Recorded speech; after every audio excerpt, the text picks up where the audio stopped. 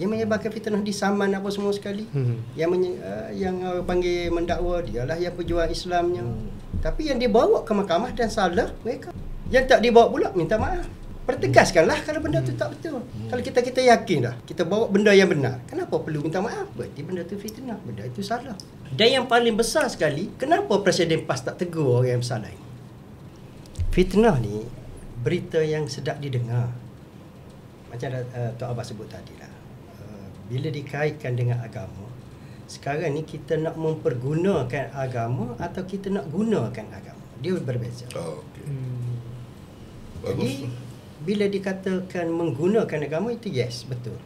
Kita sebagai orang Islam nak menggunakan agama kita untuk kehidupan kita, untuk politik kita, untuk ekonomi kita, untuk sosial pendidikan kita, kita nak guna agama kita.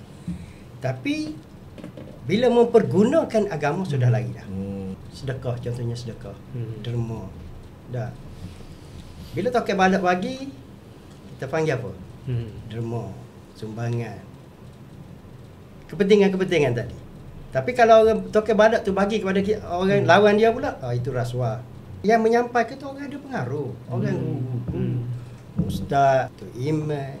Jadi benda-benda begini yang menyebabkan rakyat mudah percaya lah. Sebab benda tu dekat dengan mereka. Kita tengok yang berlaku sekarang ni, yang sudah ada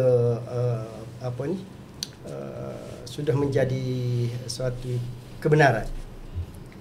Siapa yang kena banyak dibawa ke mahkamah dan kalah? Kebanyakan orang agama yang menyebarkan fitnah disaman apa semua sekali.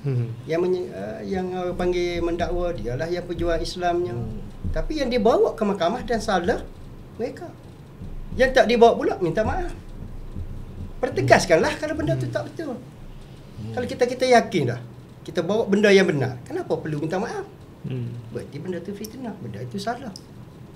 Dan yang paling besar sekali, kenapa Presiden PAS tak tegur orang yang bersalah ini? Minda Tok Abbas.